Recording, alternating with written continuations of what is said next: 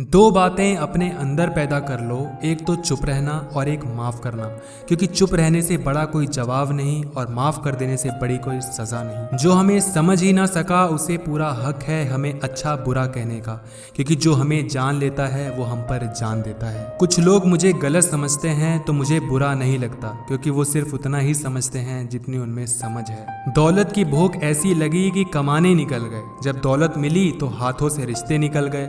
बच्चों के साथ रहने की फुर्सत ना मिली और जब फुर्सत मिली तो बच्चे खुद कमाने निकल गए। और जिंदगी के किसी भी मोड़ पर जब दूसरों को समझना मुश्किल हो जाए तो थोड़ा ठहर कर खुद को समझने का वक्त निकाल लेना। याद रखना ये तीन बातें कि चोर को खांसी और संत को दासी मुसीबत में डाल देती है। प्यार देने से बेटा बिगड़े, भेद देने से नारी, और लोभ देने से नौकर बिगड़े, धोखा देने से यारी।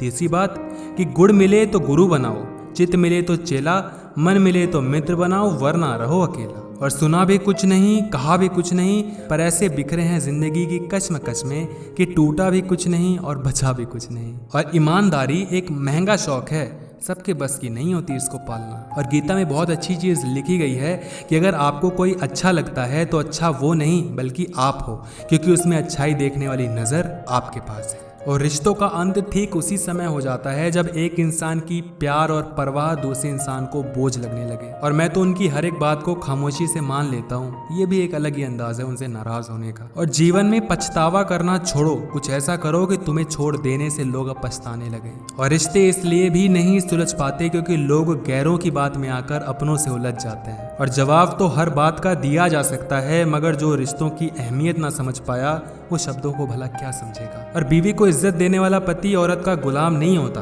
बल्कि वो ऐसी माँ का बेटा होता है जिसने उसे एक औरत की इज्जत करना सिखाया है। कहते हैं कि गलतफहमी अच्छे से अच्छे रिश्तों को भी तोड़ देती है, लेकिन वो अच्छा रिश्ता ही कैसा जो एक छोटी सी गलतफहमी से टूट जाता है। और ये जो मुस्कान है ना मेरे चेहरे पे, ये हुनर है मेरा, हकीकत नहीं। और लॉकडाउन में इतना लूडो खेल लिया है इस बार की शकुनी के साथ खेल लूँ ना तो उसका राज गंधार जीत लूँ। वीडियो अच्छी लगी है तो लाइक करिएगा और चैनल को सब्सक्राइब जरूर कर लीजिएगा।